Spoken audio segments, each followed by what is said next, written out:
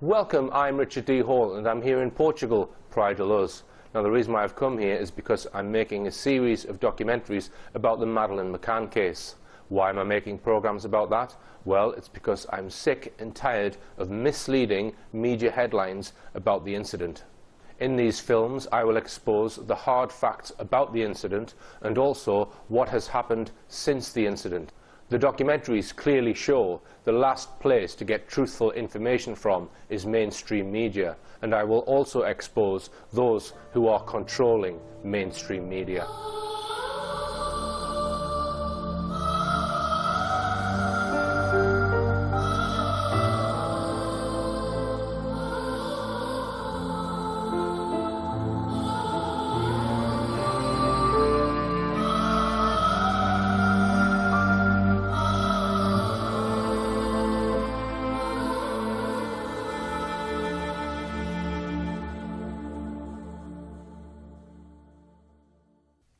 I said we would look at changes in the McCann's initial story. Now I'll move on to look at just one of the many contradictions in the McCann's account of events.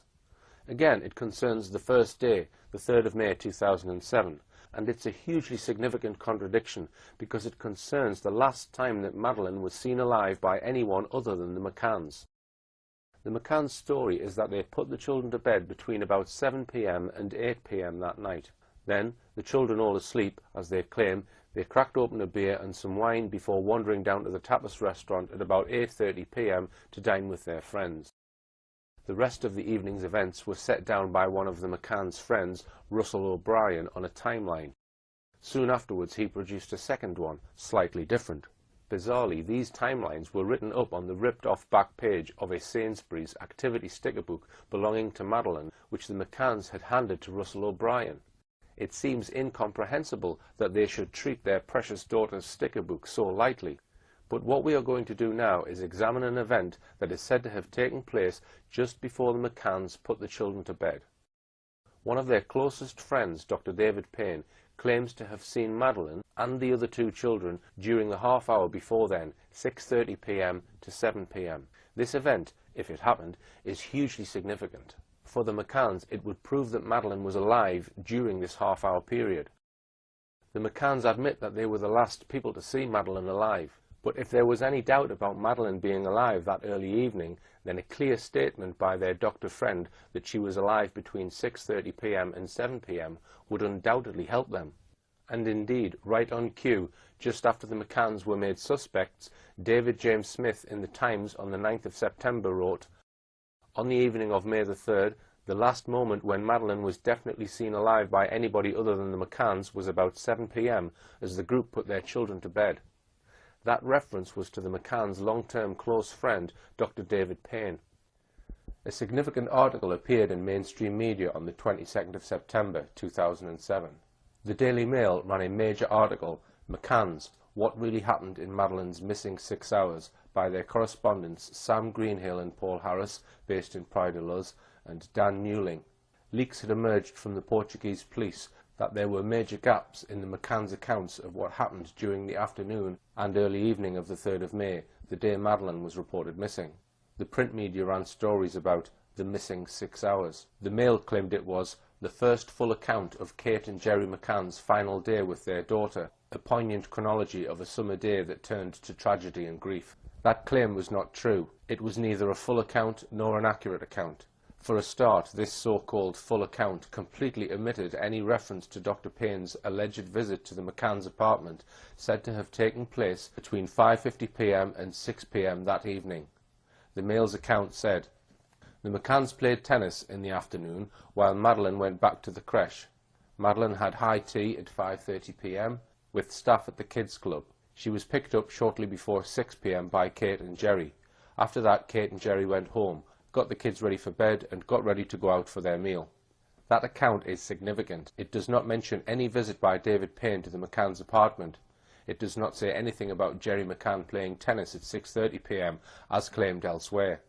The Mail article gives the impression that the McCann family went home at 6, put the kids to bed, got ready to go out, and then went out to dinner, which they say was about 8:30 p.m. If we also bring in the evidence of Fiona Payne, David Payne's wife, even more contradictions come to light. She maintains that she went to the McCann's apartment at 7 p.m. and that her husband, Dr. David Payne, joined her there 10 minutes later. There's no mention of this elsewhere. And besides that, Dr. Payne is adamant in his statements that his wife was not at the apartment, and moreover that he was playing tennis after 7 p.m. until 8 p.m. Another Tapas 7 member, Dr. Matthew Oldfield, likewise says that he, Russell O'Brien and David Payne were all playing tennis from 6 p.m. to 7 p.m, completely undermining Dr. Payne's statement about his alleged visit to Kate. Even more bewildering, he says that at that time, Jerry, Kate and all 3 children were at the tennis court, with Kate and the 3 children watching Jerry. This contradicts the McCann's claim that all of them walked back to their flat 20 minutes earlier. So let's begin our analysis of this claimed event with Dr. Payne's actual statements. He was first interviewed by the Portuguese police at 11:45 a.m. on Friday the 4th of May, the day after Madeline was reported missing. This is all he says on that occasion. Concerning yesterday evening, he states that he, his wife and his mother-in-law arrived at the restaurant at around 8:55 p.m. According to what he remembers, when they arrived, all the members of the group were present apart from the children, who were in bed. During the evening, Jerry, Jane and Matthew went alternately to their children's bedrooms to check if they were sleeping. He thinks they physically went to the apartments. He no longer remembers in what order they went to see their children. So nothing whatsoever about seeing Madeline alive between 6:30 p.m. and 7 p.m. It appears that David Payne may subsequently have made at least one, if not 2 or more, written statements to the police and been interviewed by Leicestershire police. None of these statements are anywhere to be found in the documents released in 2008 by the Portuguese police. The following crucial email was sent on the 24th of October 2007 by Detective Constable Mike Marshall of Leicestershire Police to Ricardo Paiva of the Portuguese police. It reads, "Ricardo, as requested, appended are the statements of Arul and Katharina Gaspar. I read carefully the written statements by David Payne, but was not able to extract any other information besides what is already known. He declares that he saw Madeline for the last time at 1700 hours on the 3rd of the 5th '07 in the McCann's apartment. Also present were Kate and Jerry. He did not indicate the motive for being there or what he was doing. Similarly, he does not indicate for how long he stayed. When asked with whom he was on the afternoon of the 3rd of May, he declares that this information was already offered to the police and he cannot remember if anyone else was there. He does not remember what he was wearing that afternoon." So some very interesting statements here from one police force to another. We'll see the significance of them as we probe this alleged visit further. Payne has told the police, 1. He saw Madeline at around 5 p.m. 2. Both Kate and Jerry were present when he saw Madeline. He completely changed that in later statements when he said it was at 6:30 and that Jerry was not there. In a very plain statement, DC Marshall also tells us that Payne didn't know why he had gone there, he had no idea what he was doing there, and he has no idea how long he stayed. Nearly a year after Madeline's disappearance, however, Dr. Payne was again interviewed by Leicestershire Police. They carried out what is known as a rogatory interview. It was carried out by British police officers following what are called rogatory letters sent to the Home Office asking the British police to interrogate witnesses. Detective Constable Messiah carried out the interview at Leicestershire Police Headquarters, Enderby, on the 11th of April 2008. It began at 10:26 a.m. It begins with him describing meeting up with some of his friends for what he describes as an evening meal at the Paraiso restaurant. We know from a CCTV recording that this occurred around 5:30 p.m. to 6 p.m. Here is the relevant passage of his statement. It's taken directly from the police transcript of this interview. I was down windsurfing. I must have been windsurfing for a couple of hours. Saw Matt and Russ out on the catamaran, and after we finished there, we met on the beach, played with the girls on the beach, and then we went to the restaurant, which is on the overlooking the beach, and we had the evening meal there. After we had the meal, we got some ice cream, and then we decided that we were going to go out and play tennis. So I left with Russell. We left the girls at the restaurant, and we went up to the back up to the Ocean Club. As I say, I'm not sure what happened to Matt and Russell at that particular moment, But I remember then, I went over to see Jerry at the, tennis courts, just to see, what was happening, and decided that I'd come back to play tennis, and Jerry had asked me just to pop in and check everything was all right with Kate, or, again, I can't remember the exact reason, whether he was just making sure it was all right, that he could stay there and, more time, but, he'd asked me to pop in. So I walked back from the tennis courts back to, Kate and Jerry's apartment, and the time, looking at, we've looked obviously at photographs since then, and the time that we've got, that I was, going to Kate's about 6:30, and I went into their apartment through the patio doors. The three children were all, dressed, in their pajamas. They looked immaculate. They were just like angels. They all looked so happy and well looked after and content. And I said to Kate, it's a bit early for the, for the three of them to go to bed. She said, they've had such a great time.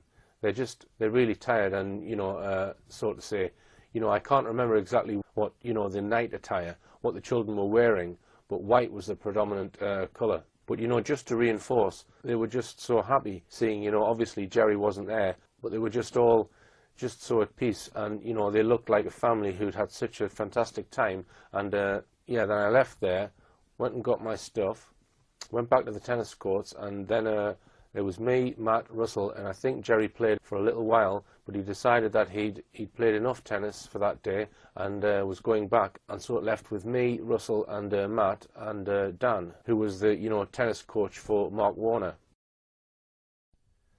The statement is extremely hesitant. It does not flow as it would if someone was telling the truth. He gives every appearance of thinking very hard about every statement before he makes it.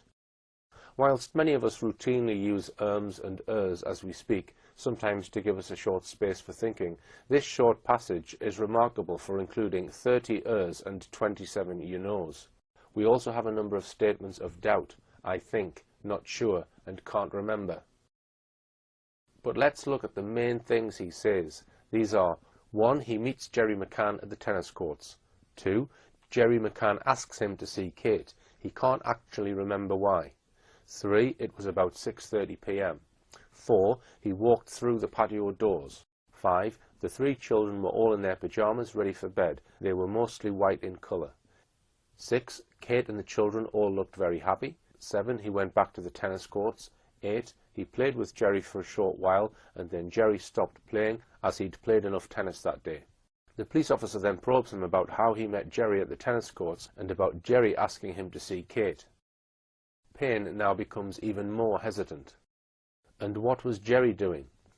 Jerry had been, playing, tennis already. He was having a good game, and I think there was, and there were a couple of the other tennis players who had specifically gone there on the Mark Warner holiday to play tennis, and, Jerry was, getting a lot out of the week from the tennis and made friends with those people, and he was having a good time with them. So, he would basically be playing tennis. Yeah, and at what point did you have the conversation with him? Did he stop the game, or did you speak to him whilst he was playing? I can't remember. In my mind, he stopped playing, and, but I can't remember, if I'm perfectly honest. And how long did you stay and watch the game for? All I remember is I was having a brief conversation with Jerry, and then, I went back. I didn't actually stay there for too long because of the time, it was ticking by. But again, these are, as we can see, he cannot remember exactly how this supposed conversation with Jerry McCann actually occurred, nor does he say who was actually playing tennis with Jerry at this time. The police officer presses him about the moment when Jerry is supposed to have asked Payne to go and see Kate. Okay, and it was at what point that Jerry said to you, go, and would you mind checking on Kate? Well, I mean, coming back from the beach, I'd got no equipment to play tennis, etc. So I had to go back to my room to, change into my stuff appropriate for playing tennis in. And so he knew I'd walk up that by and past, so he said, well, why don't you, you can just pop in on the way. So it was on the way back from me picking the stuff up.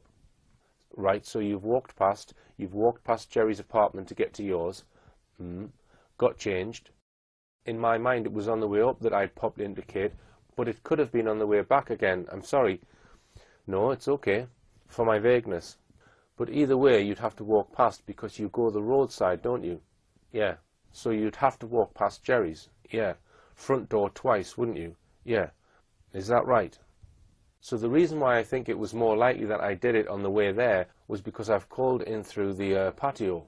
It kind of made more sense that I'd have walked in through the gate and then up through the, where the sliding doors are to say I'm here, rather than going to my apartment, coming back down, coming past the apartment and then coming in the sliding doors. Yeah.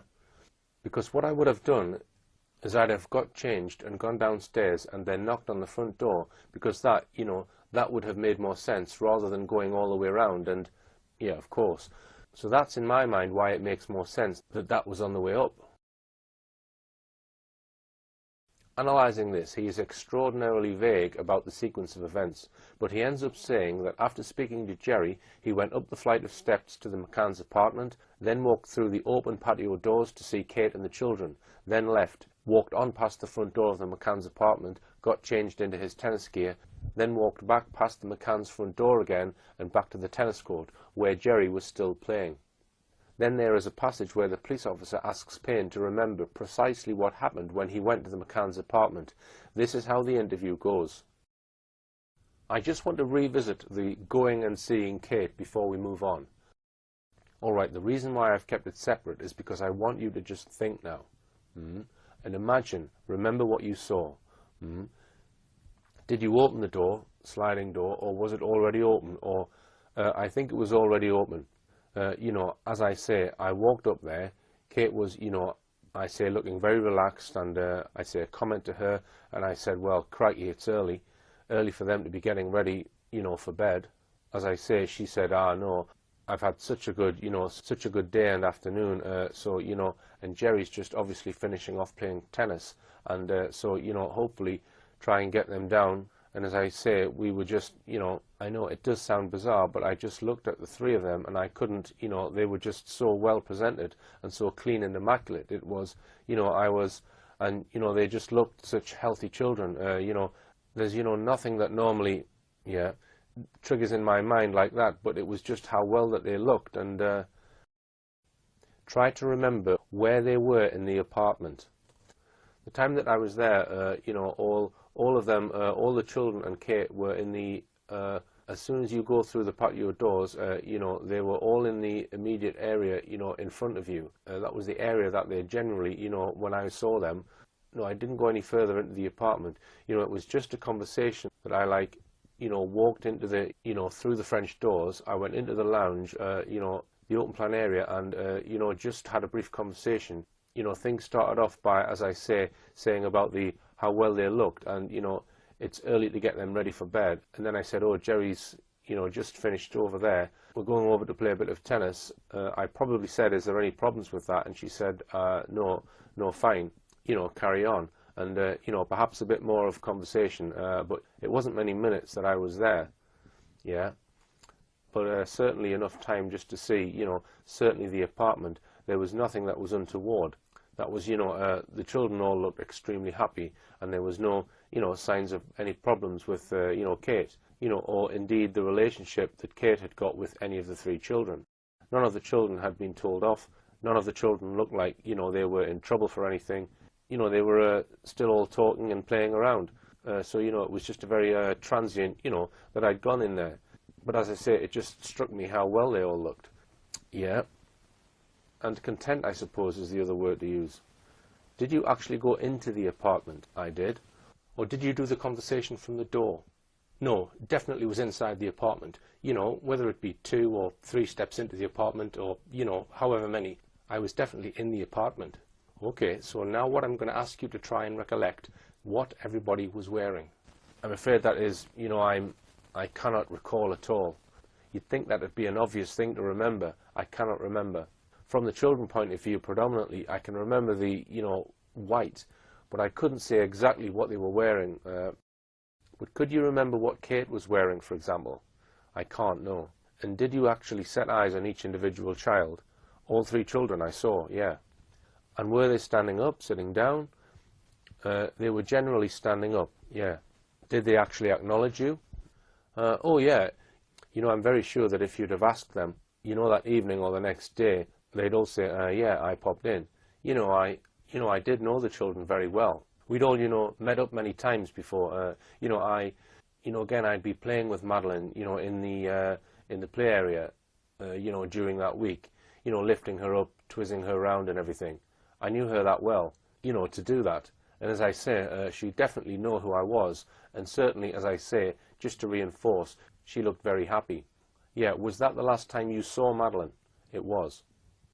How many minutes? You said as a matter of minutes, and then you went back, and then you played tennis. I'm going to pin you down and ask you how long you think you were in there for. I know you say minutes. In the apartment, I'd say 3 minutes, 5 maximum. 3 to 5. Yeah. So then you stepped back out. Did you leave the doors open, or did you close them? I couldn't remember. Again, I've got in my mind that the patio doors were open when I went in, and I probably would have just walked out back that way. It's still relatively nice outside. It was light and everything, so, whether they kept the door open, it's just nice when it's in the end of the evening, the end of the afternoon. But if I'm perfectly honest, the answer to that question is, I can't remember. Okay, so when you went back and then you played a game for about an hour. Once again, he gives extraordinarily long, rambling answers to the simplest of questions, such as, where were the children in the apartment, and did they acknowledge you? Again, there are excessive ers, 35, and a remarkable 56 you knows in that short section of the interview, plus many as I says and I means. To a number of questions he answers, I can't remember, or I can't recall. But we're now going to compare Payne's account of this alleged event with what Kate said on the record about it, just to remind ourselves. Payne has made these factual issues pretty clear. He entered via the patio door. It was probably open. He went into the apartment. He saw Kate and the 3 children. He stayed for 3 to 5 minutes. So what is Kate's version of this encounter? When interviewed on the 4th of May, the day after Madeline's reported disappearance, she says this about the time between 5 p.m. and 8:30 p.m. Around 5 to 5:30 p.m., the children ate at a bar under the watchful eyes of the parents. After the 5 p.m. dinner, they bathed the children, prepared them for the night, and let them play for a while at a playground next to the tennis courts, still and always under parental supervision. At around 8 p.m., the children were put to bed until the following morning, when the described routine started all over again. So at this stage, there is no mention at all of the supposed visit of David Payne to her apartment, but Jerry does refer to it in a statement he made to the Portuguese police on the 10th of May. During the afternoon of that day, the rest of the group, including the children, were at the beach, having returned at 18:30 hours, the time at which he saw David Payne next to the tennis court. David went to visit Kate and the children and returned close to 7 o'clock, trying to convince the deponent to continue to play tennis, which he refused, as he had already been playing for about an hour and had to go back to his wife. Nevertheless, Russell, David and Matthew stayed to play. He doesn't explain why David Payne went to visit Kate. He says David Payne left the tennis court at 6:30 p.m. and returned a full half an hour later. Kate doesn't make another statement to the Portuguese police until the 6th of September. Here is what she said on that occasion. While the children were eating and looking at some books, Kate had a shower which lasted around 5 minutes. After showering at around 6:30 to 6:40, and while she was getting dry, she heard somebody knocking at the balcony door. She wrapped herself in a towel and went to see who was at the balcony door. This door was closed but not locked, as Jerry had left through this door. She saw that it was David Payne because he called out and had opened the door slightly. David's visit was to help her to take the children to the recreation area. When David returned from the beach, he was with Jerry at the tennis courts, and it was Jerry who asked him to help Kate with taking the children to the recreation area, which had been arranged but did not take place. David was at the apartment for around 30 seconds. He didn't even actually enter the flat. He remained at the balcony door. According to her, he then left for the tennis courts where Jerry was. The time was around 6:30 to 6:40 p.m. After David left, Kate dressed and sat with the children, Madeline on her lap. So let's look at the contradictions between the two accounts. Payne says he walked through the patio door which was open. Kate says that the door was closed, but Payne had opened it slightly. Payne says that he walked in without knocking. Kate says she heard someone knocking at the patio door. Payne says that Kate was dressed. Kate says she had just come out of the shower and only had a towel around her. Payne says he entered the apartment. Kate says he did not. and that he remained at the balcony door. Payne says he was in the apartment for 3 to 5 minutes. Kate says he was not in the apartment but at the apartment, and only for 30 seconds. Payne says he saw all 3 children. Kate doesn't mention this. That's 6 significant differences altogether. Add to that David Payne's obvious hesitancy and evasiveness and his apparent difficulty in answering a straight question and remembering. Then put into the mix the fact that when questioned on the 4th of May, neither Payne nor Kate McCann mentioned this alleged visit. A suspicion clearly arises that this visit may never have happened and could have been fabricated in an attempt to prove that Madeline was alive at 6:30 p.m. that day. But quite apart from the doubts we have already examined, there is one other aspect of this alleged event that we need to analyse, and that's the stated reasons by all concerned about why David Payne is supposed to have visited Kate and the children. Let's begin with the statement that Jerry McCann gave to the police when he was made a suspect. Regarding the episode where he spoke to David on the 3rd of May, he says that he was playing tennis at 18:30 when David appeared near the tennis court and asked him through the fence if he was going to continue playing. The deponent said he didn't know because Kate might be needing help to look after the 3 children, even more so because they intended to bring them to the recreation area after their showers.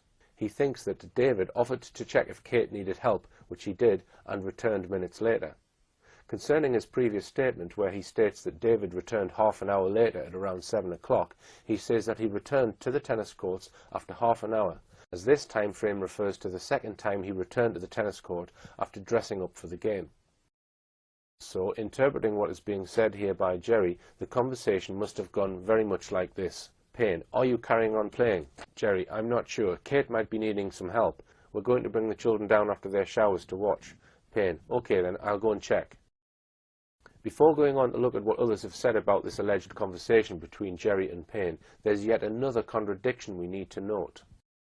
On the 10th of May, Jerry had told police quite clearly that Payne had been gone for half an hour, 6:30 p.m. to 7 p.m.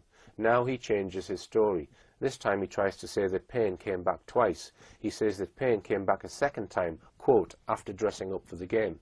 But as we saw above, that's emphatically not what Payne says. He quite clearly explained that he was going from the tennis court to get changed. He says he can't remember if he called on Kate on the way to getting changed or on the way back. He decided it was on the way there that he must have called on Kate. So this is Payne's account of events. He left the tennis court, called at Kate's, went to his apartment to change, and then returned to play tennis. In other words, he returned once, not twice as Jerry now claims. The two accounts can't be reconciled.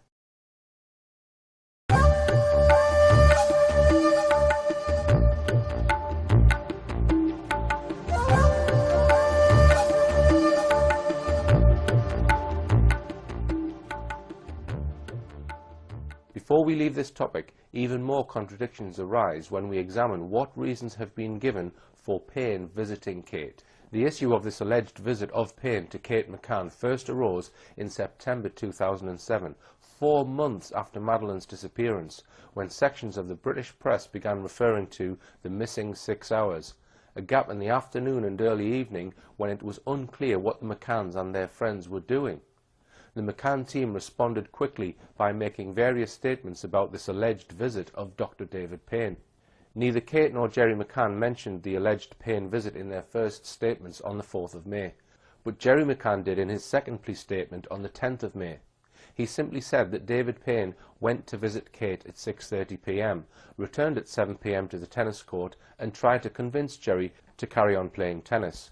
Jerry says in his initial statement, "I'd been playing for about an hour. I had to go back to my wife." So Jerry tells us nothing about the purpose of this visit, just that Payne went to visit Kate. Kate McCann was interviewed by the Portuguese police on the 6th of September. This was the interview just before the later one, where she was shown videos of the cadaver dogs alerting.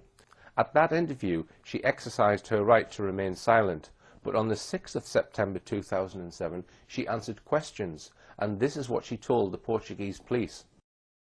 "While the children were eating and looking at some books, I had a shower which lasted around 5 minutes. After showering at around 6:30 to 6:40 p.m, and while she was getting dry, she heard somebody knocking at the balcony door. She wrapped herself in a towel and went to see who was at the balcony door. This door was closed but not locked, as Jerry had left through this door. She saw that it was David Payne, because he called out and had opened the door slightly. David's visit was to help her to take the children to the recreation area. When David returned from the beach, he was with Jerry at the tennis courts. Jerry asked him to help me taking the children to the recreation area, which had been arranged. But this did not take place. David was at the apartment for around 30 seconds. He didn't actually enter the flat. He remained at the balcony door. He then left for the tennis courts. That's different from what Payne had told Leicestershire Police. He had said, "I can't remember the exact reason," whether he was just making sure it was all right that he could stay there. In other words, according to Payne, Jerry is supposed to have asked him to go up to his flat and ask Kate, "Is it okay if Jerry stays down at the courts?" The first report in the media about Dr. Payne's alleged visit to the McCann's apartment said this: "It is reported that Mr. Payne was playing in a tennis competition which included Jerry on the early evening of the 3rd of May.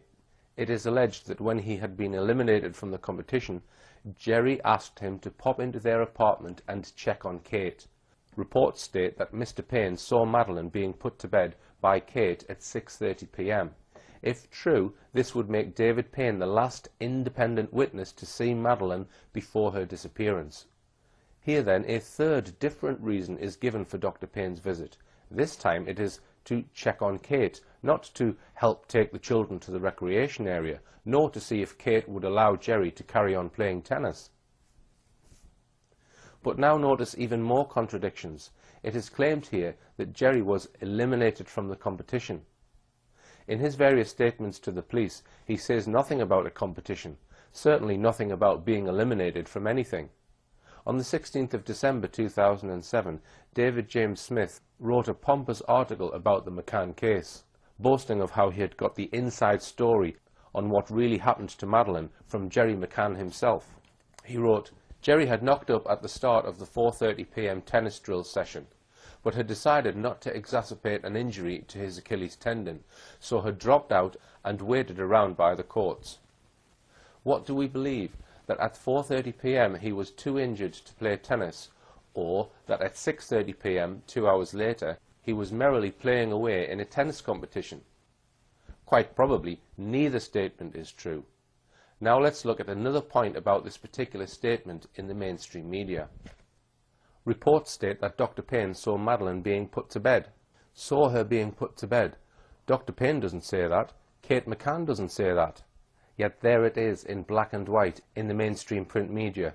Who put it there? Was it once again the man who claimed he once controlled what comes out in the media, Clarence Mitchell? In her statement to the Portuguese police on the 6th of September, Kate McCann had also said that Jerry and Kate both arrived back at the flat at 5:40 p.m. They both bathed the children because they were tired and needed to go to bed. Jerry went down to play tennis at 6 p.m. They decided the children were too tired to go down to the recreation area. So if that were true, then clearly any claims that Dr. Payne went up to the flat to see if Kate and the children were coming down were utter nonsense, false in fact.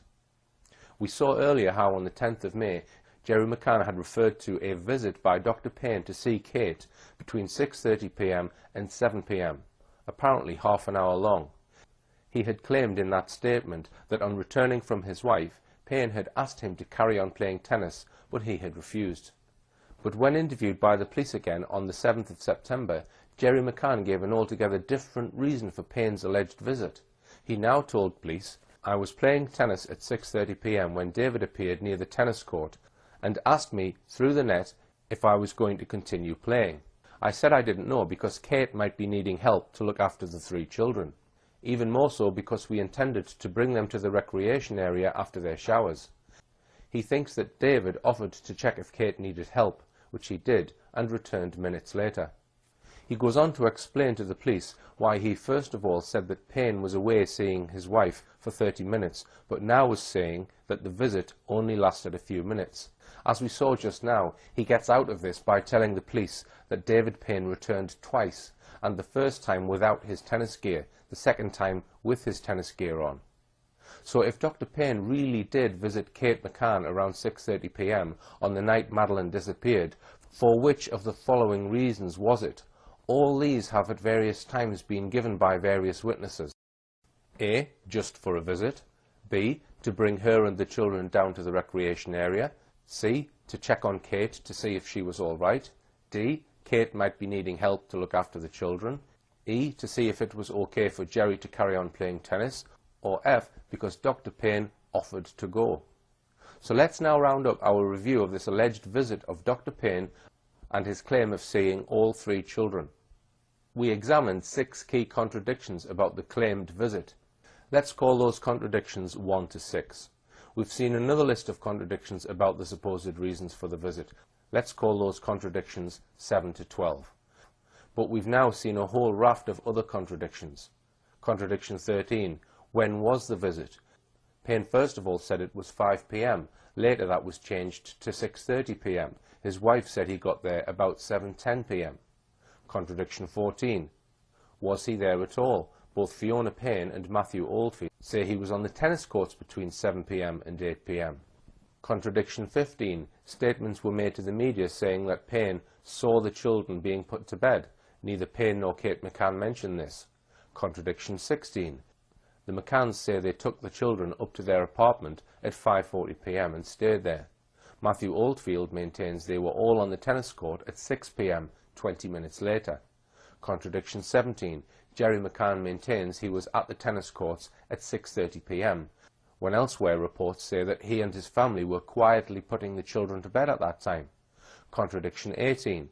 Payne first of all said that both Jerry and Kate were there when he visited the apartment.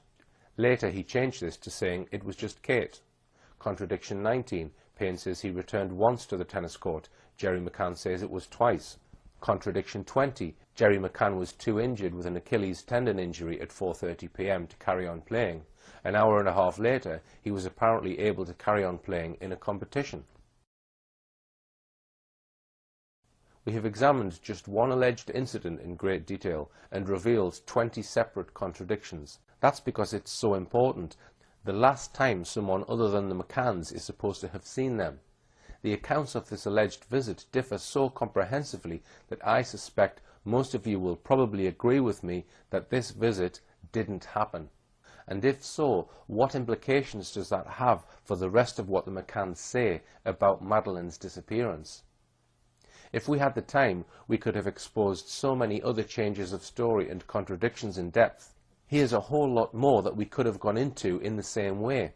Different accounts of whether both parents were with Madeline at tea time on the 3rd of May. Changes of story by Dr. Matthew Oldfield about what he did and what he saw on his alleged check on the children at 9:30 p.m. on the 3rd of May. The McCann's friend Jane Tanner claiming she saw a man carrying a child away from near the McCann's apartment. Then later the McCann's spokesman saying she might have seen a woman. Jane Tanner saying she walked right past Jerry McCann and another holidaymaker, Jez Wilkins. Neither of them saw her. The puzzle of why a photograph of Madeline, said to have been taken by Kate McCann on the last day of their holiday, was not produced for 3 weeks. Conflicting statements by the McCanns about whether the twins slept in beds or cots the night they reported Madeline missing. Whether the McCanns called their daughter Maddie or Madeline. There are dozens of them. At the end of the last film, I'll refer you to books, leaflets, websites, forums and blogs where you can get more information.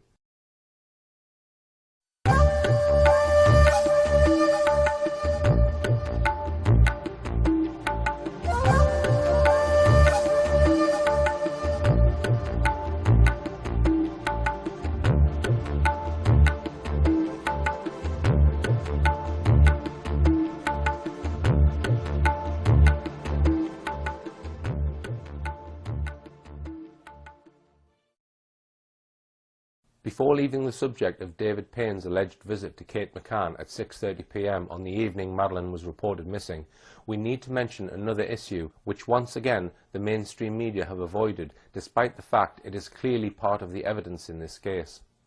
This evidence comes from 2 respected general practitioners, Dr. Catherine Gasper and her husband, Dr. Savio Gasper. They had previously been on holiday with the McCanns. As soon as the news of Madeline's apparent abduction became headline news on Friday the 4th of May, the Gaspers were concerned. Their thoughts turned to 2 unseemly incidents that had occurred whilst they were quaffing wine at their holiday villa alongside the McCanns and Dr. David Payne and his wife. Let's go straight to their witness evidence and see what they told Leicestershire Police on the 16th of May 2007, just 13 days after Madeleine McCann had been reported missing. My husband Savio and I are general practitioners.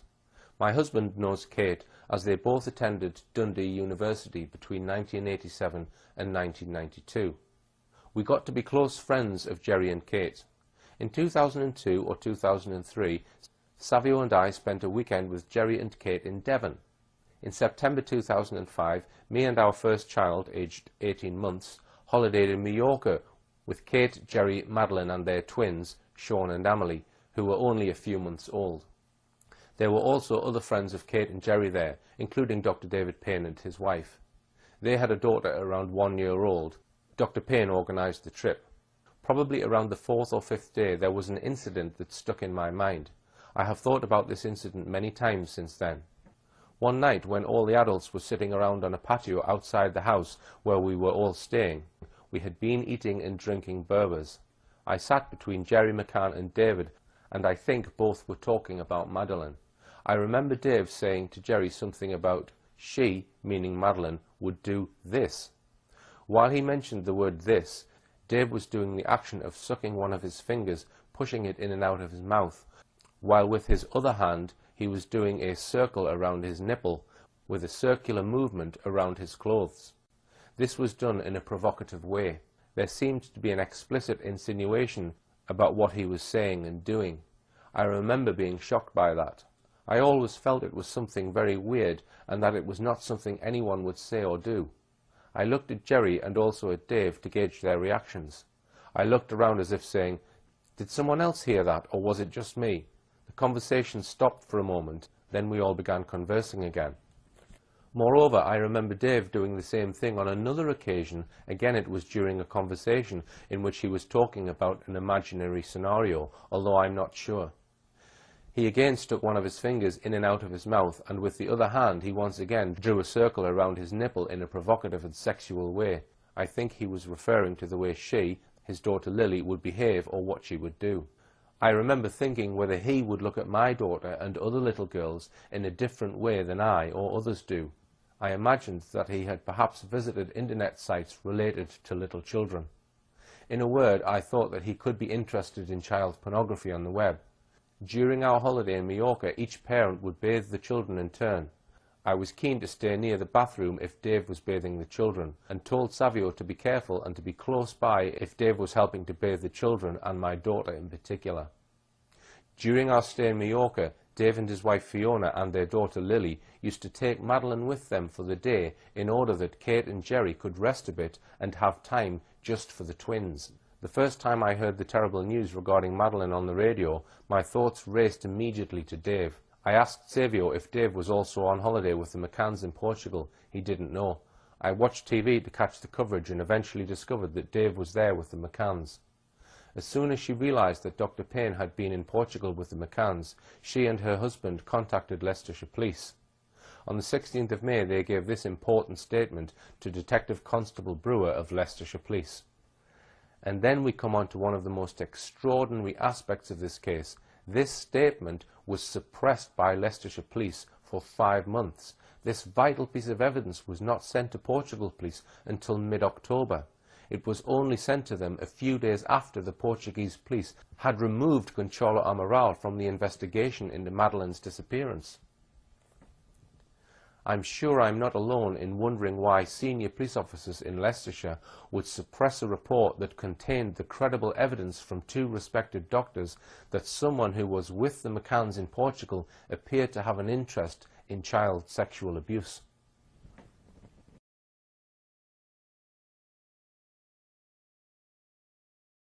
It's time now for us to have a close look at what is arguably the main line of forensic evidence in this case, and one that has caused a huge amount of controversy, namely the evidence of 2 cadaver dogs brought to Portugal by one of the world's most sought-after sniffer dog handlers, British dog handler Martin Grime.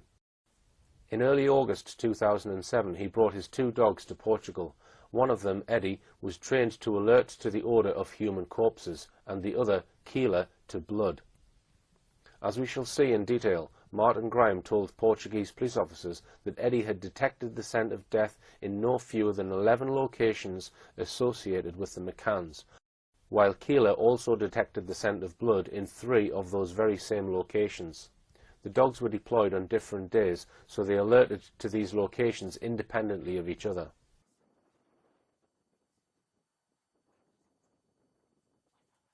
What I've first noticed is that as soon as I came in, that the dog's very excited, and as a handler I can pick up his body language, etc. It would appear to me that as soon as he's come in the house, he's picked up a scent that he recognises.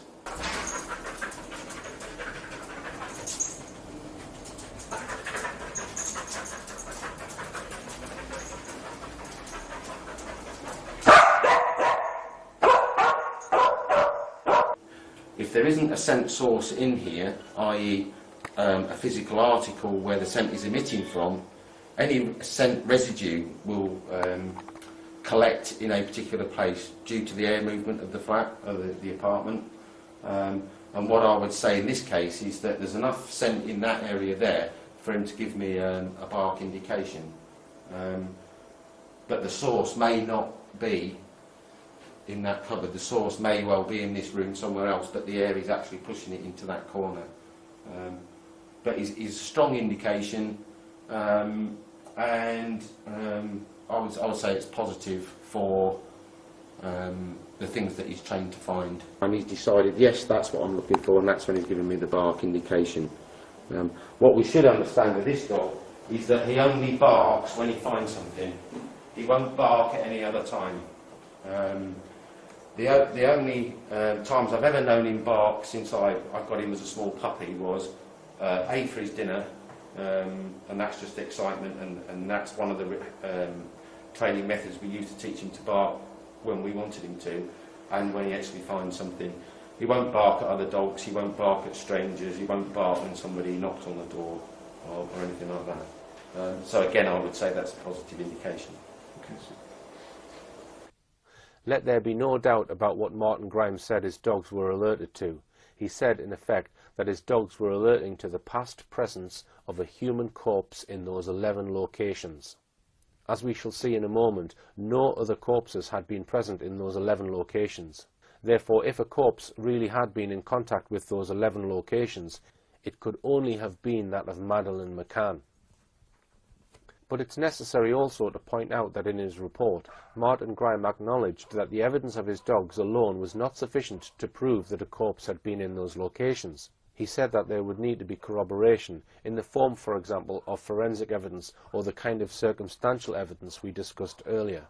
He pointed out correctly that, quote, "Whereas there may be no retrievable evidence for court purposes, these alerts may well assist intelligence gathering in major crime investigations."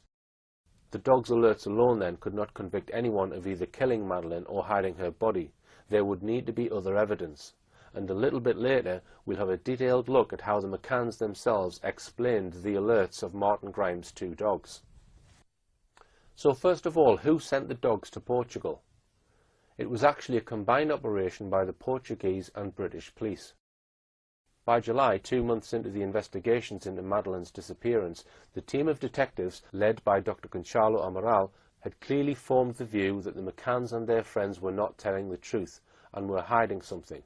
They and top British police actively worked on the theory that Madeline had in fact died in the McCanns' holiday apartment, and that the McCanns, perhaps with the help of others, had hidden or disposed of her body. One top British police officer whose opinion was sought was Lee Rainbow, who was then Britain's top criminal profiler, employed by the National Police Intelligence Service. He in turn consulted Mark Harrison, who recommended that Martin Grime and his dogs be brought in to search for evidence of past presence of a corpse and of blood in the holiday apartment rented by the McCanns, in the hired car they were using, and on their clothes, and on other personal items. And so Martin Grime was appointed.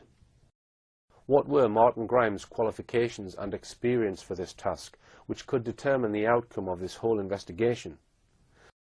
By the time Graham was assigned to this task in July 2007, he claimed that in over 200 trials, Eddie had never been wrong.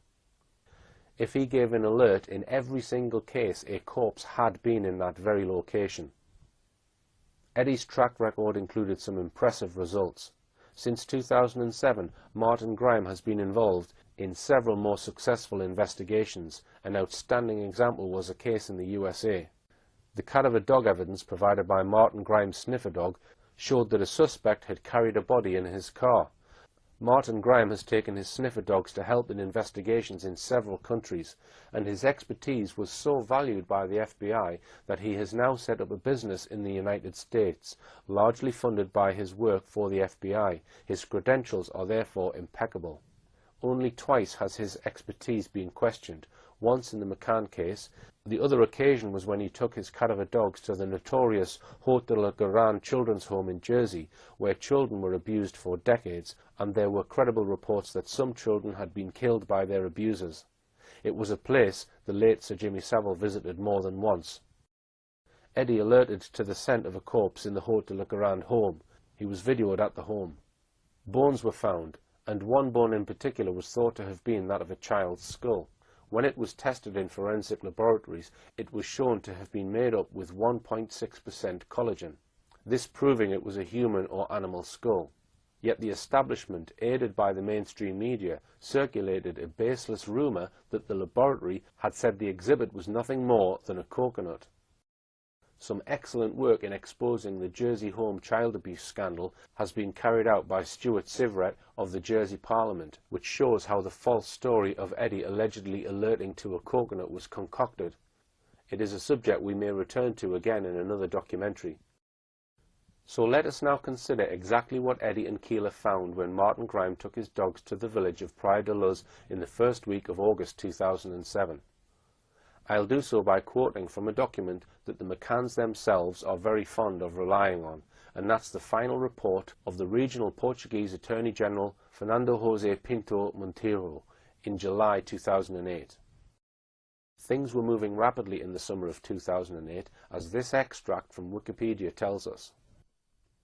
A judgment from Evora Supreme Court of Justice in Portimao was released on the 29th of May and revealed that Portuguese prosecutors were examining several charges, including A. Abandonment of a child, B. Abduction, C. Homicide, and D. Concealment of a corpse. 2 months later, on the 21st of July 2008, the Portuguese Attorney General announced that there was no evidence to link the McCanns or Robert Murat to the disappearance, that the case was closed, and that the arguido or suspect status of all three had been lifted. On the 4th of August, the Ministerio Público, the Portuguese Ministry of Justice, released 11,233 pages of the case file to the media on CD-ROMs. This was the final report that recommended that the investigation into Madeline's disappearance be shelved because there was insufficient evidence with which to charge any individual with being responsible for Madeline's disappearance. The investigation was filed under the headings of crime, hiding a body, or abduction, and the Portuguese police said they would only reinvestigate the matter if the Portuguese police received new and credible evidence that could lead to an arrest of the person or persons responsible. The release of 11,233 pages of witness statements, expert reports and evidential material to the public via a series of DVDs would never happen under British law. But in this unique case, it has provided the raw material for a legion of amateur sleuths in many countries to work on. So here's what Fernando José Pinto Monteiro's report told us.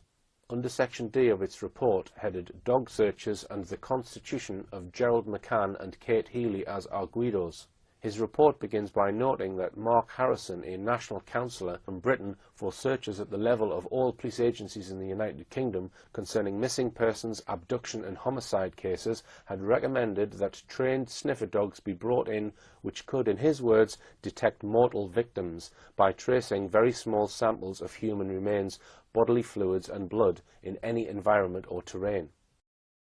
The findings of the dogs were recorded as follows. 1. Eddie signalled cadaver odour inside the couple's bedroom in apartment 5A in an area next to the wardrobe. 2. Eddie signalled cadaver odour in the same apartment in an area near the living room window, which has direct access to the street behind the sofa. 3. Eddie signalled cadaver odour at the same apartment in the garden area, in a square corner vertically below the balcony. 4. Eddie signalled cadaver odour in the Vista de Mar villa, that is, the house that was rented by the McCanns after leaving the Ocean Club, in the area of a wardrobe that contained inside it the soft toy cuddle cat that belonged to Madeline McCann. 5. Eddie signalled cadaver odour on 2 items of clothing belonging to Kate McCann, which were examined in a pavilion in Lagos. 6. Eddie signalled cadaver odour on the door of the Renault Scenic, registration 59DA27, by the lower outside area next to the driver's door. 7. Eddie signalled cadaver odour on the key card of that vehicle when it was hidden under a fire prevention sandbox. Strangely, the Attorney General's report actually left out some of the alerts clearly mentioned by Martin Grime in his report. As for Keeler, the bloodhound dog, the Attorney General said this. 1. Keeler, the dog that detects the presence of human blood, signalled an area in the living room in apartment 5A, which had already been signalled by Eddie. 2. Keeler, the dog that detects the presence of human blood, signalled the same area again as where Eddie had signalled, in the living room of the apartment. 3. Keeler, the dog that detects the presence of human blood, signalled the lower part of the left-hand side curtain of the window in the same living room. 4. Keeler, the dog that detects the presence of human blood, signalled the right lower lateral part of the inside of the boot of vehicle 59DA27. 5. Keeler, the dog that detects the presence of human blood, signalled the storage compartment on the driver's door which held the vehicle's key card. 6. Keeler, the dog that detects the presence of human blood, also signalled the car's key card when the same was hidden under the fire service sandbox inside the parking lot. The Attorney General added for good measure, the viewing of these videos, whose contents is very impressive, becomes essential to understand the dog's action and signalling more than by any words. We know from the book written by Portuguese detective Gonçalo Amaral that the report of Martin Grime on his dogs was dynamite. The Portuguese police had been doubtful of the McCann's version of events from day one. Their suspicions had led them to take advice from the British police. Top British police officers said it was reasonable to suspect that the parents had lied about what had happened to Madeline and may have covered up her death, whether it was accidental death or otherwise. Now they had what to them seemed concrete confirmation of their hypothesis. At around the same time, they had preliminary forensic results back from samples of blood and blood fluids found in the living room of the McCann's apartment and in the Renault Scenic that they hired. These first results showed that the samples matched the DNA from Madeline in 15 out of 19 indication, roughly, only a 1,000,000 to 1 chance that these samples were not from Madeline. The police had got powerful indications from the alerts of the 2 Springer Spaniels. The DNA results were heading in the same direction, as we shall see in more detail in a later programme. Now, however, we will examine in detail how the McCanns reacted to the alerts of the cadaver dogs. It was perhaps inevitable that with the world's eyes on the investigation team in Portugal, and with the police now having the results from Martin Grime's cadaver dogs, that at least one police officer would leak this dramatic news to the media. And so it came to pass. It was Monday the 6th of August, barely 3 months after Madeline had been reported missing, that a Portuguese newspaper, Jornal de Noticias, dramatically reported that British sniffer dogs had found traces of blood on a wall in the apartment where Madeline went missing, below the window of the living room near the floor. The McCanns began to react 2 days later. A person described as a friend of the McCanns, Rachel Oldfield, one of the so-called Tapas 7, was reported as saying she was disgusted at what appeared to be a deliberate smear campaign against them. She was quoted as saying, "I think there are some leaks coming from the police because a lot of what I have read recently has been completely untrue." The following day, the press referred to reports of an increasing backlash against the McCanns, both by Portuguese people and by fellow holidaymakers at the Ocean Club. The McCanns retorted that they would not be bullied and forced into leaving Portugal against their wishes.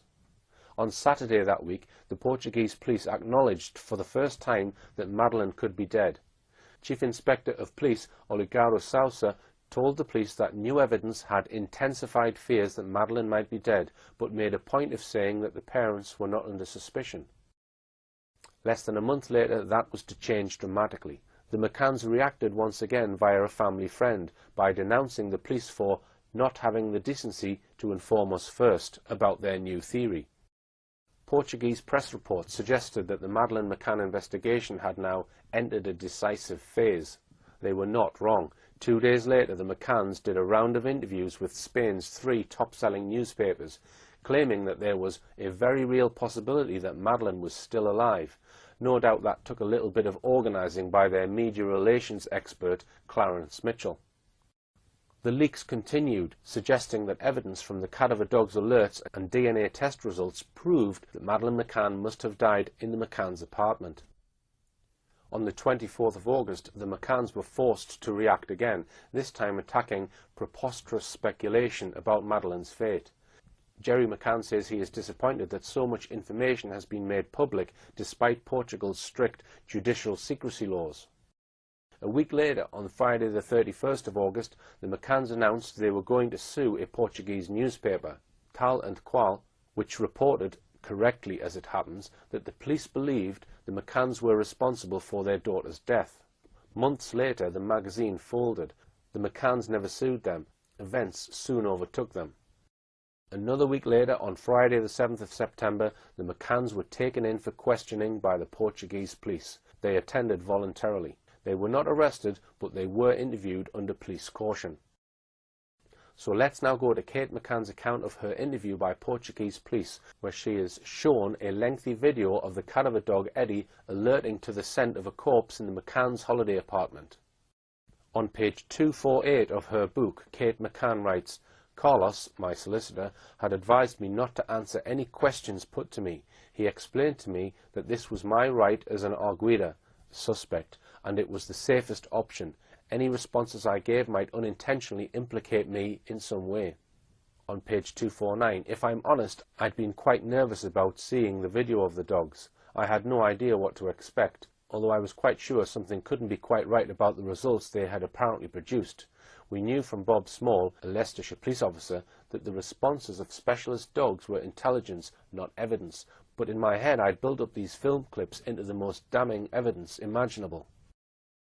Now Ricardo was giving me his spiel about the dogs. "These dogs have a 100% success rate," he said, waving an A4 document in front of me.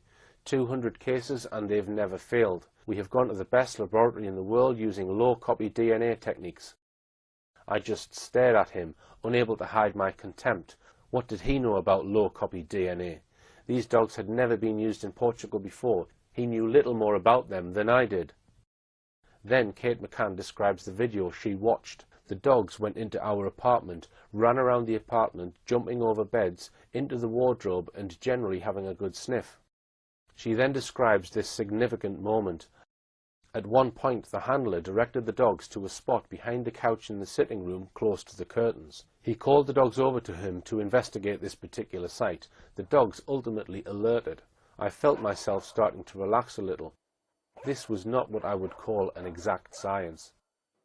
At this point, we can begin to see how Kate McCann is trying to minimize the impact of Martin Grimes' report.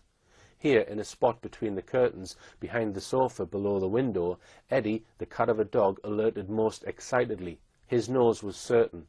There had been a corpse there. Later, Keeler the bloodhound located body fluids at precisely the same spot. Contrary to the impression given by Kate McCann in the above passage, the dogs were not together on the same day. They went on different days, so as to get 2 separate sets of indications from the 2 dogs. Kate McCann continues on page 250, to pour scorn on the dog's alerts in the underground car park, where the McCann's car and 9 others were parked. She noted that her car had posters of Madeline on it. And so the handler, Martin Grime, she says, would have noticed that. In one passage she writes, "The handler stopped next to our Renault and called the dog. It obeyed, returning to him, but then ran off. Staying by the car, PC Grime instructed the dog to come back several times and directed it to certain parts of the vehicle before it eventually supplied an alert by barking." Did you notice that word "eventually" again? It implies that the dogs only alert anywhere after the dog handler has directed them to spot where he wants them to alert. Continuing down page 250, Kate McCann describes how the Portuguese detective Ricardo Paiva shows her video excerpts of the dog's alerts and then adds that in certain places blood had been found which matched Madeleine's. Kate says, "I said I couldn't explain it, but neither could he." She continues, "I remember feeling such disdain for Ricardo at this point. What was he doing? I thought, just following orders. Under my breath I found myself whispering, 'Fucking tosser, fucking tosser.'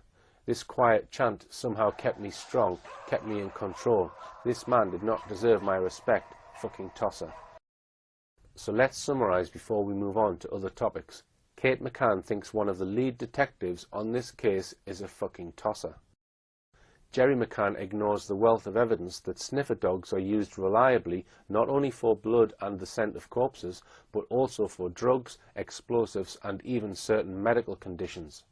He pigeonholes them all as incredibly unreliable, and both of them maintain that the most respected and sought-after dog handler on the planet doesn't know what he is talking about, effectively accusing him of gross professional incompetence.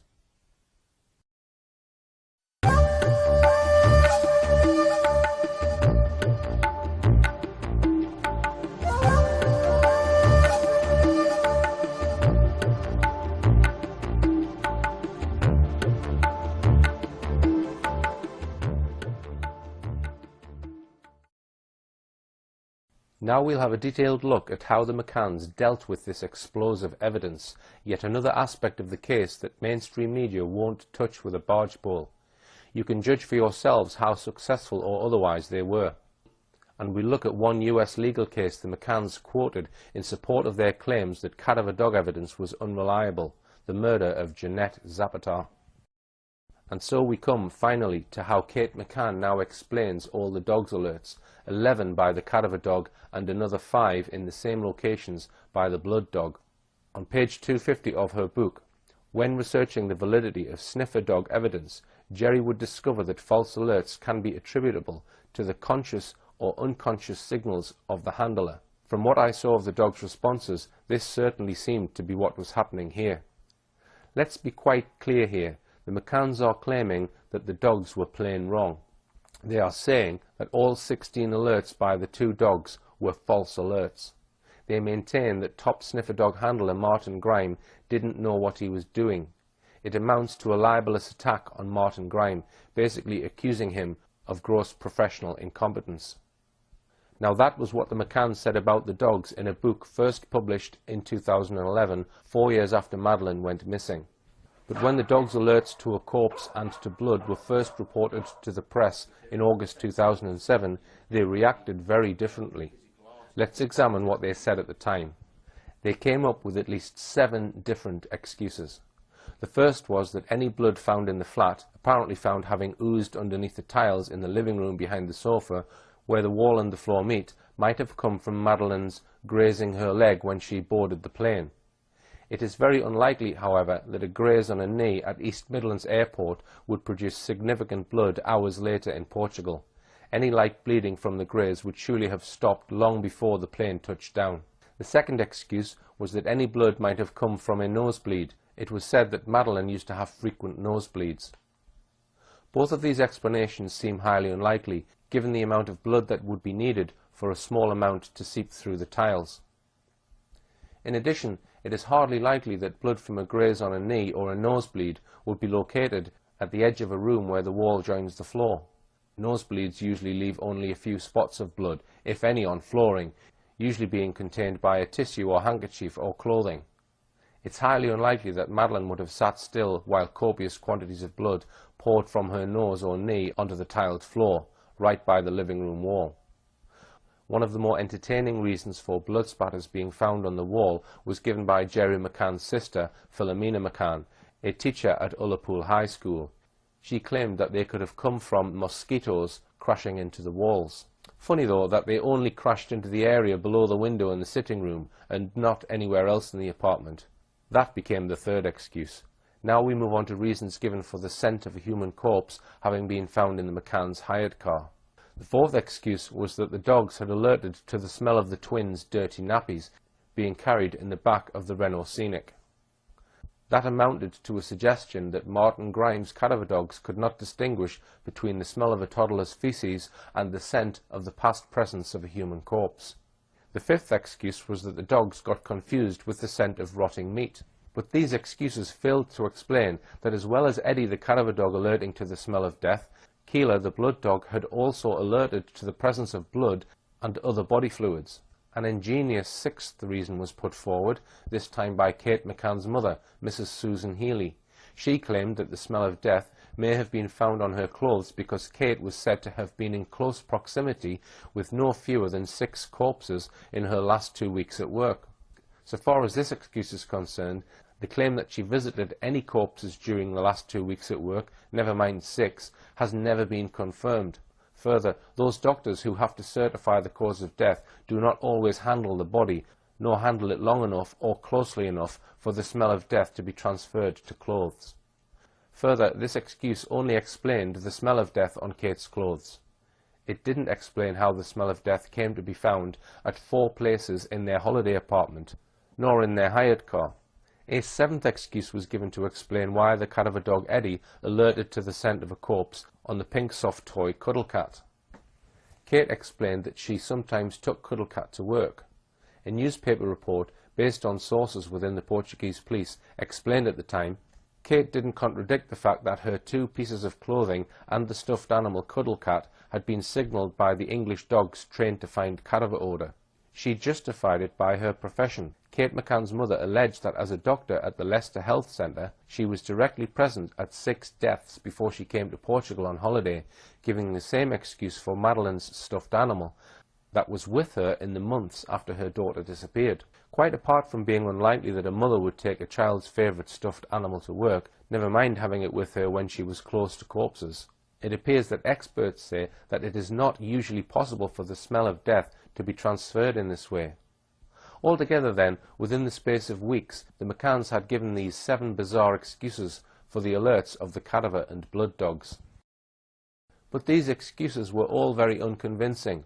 Let's now go straight to the witness statement by Jerry McCann, given by him when he was interviewed under caution by the Portuguese police on the 7th of September 2007, the day he was declared a suspect. It was a long interview, beginning at 4:05 and going on until 10 to 9 at night. During this interview, Jerry was also shown videos of the dog's alerts. Here is how the interviewing officer recorded Jerry's responses. After viewing the films, and after the signalling of cadaver odour in their room, next to the wardrobe and behind the sofa against the window in the living room, he says that he has no comments, neither has he any explanation for this fact. The dog that detects human blood signalled human blood behind the sofa mentioned above. He says that he cannot explain this fact. Regarding the cadaver odour in the car that was rented at the end of May, he says he cannot explain more than he already has. Regarding the presence of human blood in the boot of the same vehicle, he says he has no explanation for this fact. When confronted with the fact that Madeline's DNA was collected from behind the sofa and in the boot of the vehicle and analysed by a British laboratory, he says he cannot explain. When asked if on any occasion Madeline was injured, he says that he has no comments. In the aftermath of the shock of Kate and Jerry being made suspects, the McCanns and their ever-growing team of PR advisors and lawyers immediately began to pour scorn on the evidence of the cadaver dog and the bloodhound. They quickly cited, for example, an Irish court case where the judge would not accept the cadaver dog evidence alone because it was not corroborated. They claimed there were Irish and American lawyers who had been able to cast doubt on cadaver dog evidence, pointing to a US study which allegedly showed that cadaver dogs could be fallible. One case in particular was trumpeted by Jerry and promoted in the British press, that of the arrest of an American, Eugene Zapatar, for the murder of his wife, Jeanette Zapatar. Jeanette Zapatar was still missing, but a cadaver dog had alerted to the scent of a corpse in locations at their house and at a storage container associated with Eugene Zapatar's business. On the 17th of September 2007, just 10 days after the claimants had been pulled in for questioning by the Portuguese police, the Times published an article titled, "Kate and Jerry McCann Send to US for Help Against Evidence of Sniffer Dogs." The article told us, the parents of Madeleine McCann have contacted the lawyers of a man charged with murder who successfully challenged sniffer dog evidence. His lawyers claimed it was unreliable and persuaded a judge in the US to throw out prosecution claims that the dogs had detected the smell of a corpse. Jerry and Kate McCann hoped that the case could help them to prove their own innocence. Portuguese police believe that the couple may have killed their child accidentally and then disposed of the body using a car they hired 25 days later. Although the McCanns do not know the full details of the Portuguese prosecutor's case against them, they are concerned that it may rest on the dog's reaction. Now their lawyers have requested the case files from the ongoing murder trial of Eugene Zapata in Madison, Wisconsin. His estranged wife Janet, a 37-year-old flight instructor, vanished in October 1976 after taking her children to school. Her body has never been found. Detectives suspected that Mr. Zapata killed her, but did not have enough evidence to go to court. Mr. Zapata, 68, was charged with murder last year after sniffer dogs were brought in. They allegedly detected the scent of human remains in a basement at the former family home. But Dane County Judge Patrick Fiedler ruled that the evidence was inadmissible, saying that the dogs were unreliable. He quoted analysis of the three dogs' performance record, which showed that they were respectively incorrect 78%, 71% and 62% of the time. The judge told the court, "The state has failed to convince me that it's any more reliable than the flip of a coin." That is what the British press have told us about. But now comes the bit the British mainstream media have never told you about. Not long after the Times article, Eugene Zapata confessed to killing his wife, and in making a full confession, he confirmed that the alerts of the sniffer dog used to search for where his wife's corpse may have been placed were wholly correct. In late 2007, a US newspaper reported, "Zapata enters guilty plea in connection with missing wife's death, the Eugene Zapata case."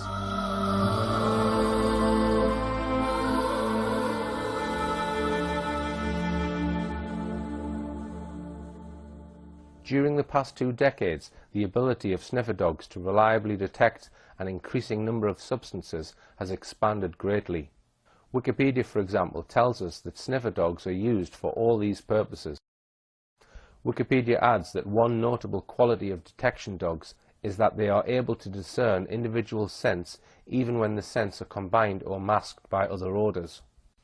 We know from Martin Grimes that Eddie had never once been wrong in over 200 cases where he detected the smell of death or blood. Cadaver dog evidence has played a part in the conviction for murder of many criminals beside that of Eugene Zapata. Here is a list of some of the cases where sniffer dogs have resulted in convictions or raised major doubts about claims by their parents that their children have been abducted or just disappeared. Finally, what are we to make of the attacks by the McCanns on the professional competence of the dog handler sent to Portugal, Martin Grime? The McCanns have publicly trashed his work on their daughter's disappearance, claiming that the dogs were doing no more than responding to his conscious or unconscious signals. This is the first time that you give us a big interview, not being arguidos since then. So now I feel free to ask you this directly. How can you explain the coincidence of the scent of cadaver felt by British and not Portuguese dogs? Sandra, maybe you should be asking the judiciary because they've examined all this. But don't you have an explanation we're for obviously that? Madeline's mum and dad, and we're desperate for people to help us find Madeline, which is why we're here today. The majority of people are inherently good, and I believe the majority of people in Portugal are inherently good people, and we're asking them if they'll help us spread this message to that person or people. So you don't have any explanation for that? Ask the dogs, Sandra. Ask the dogs, no, Jerry. Now I think that I feel free to ask you. Don't you feel free to answer me? I can tell you that we've obviously looked at evidence about cadaver dogs, and they're incredibly unreliable. Unreliable. Cadaver dogs, yes.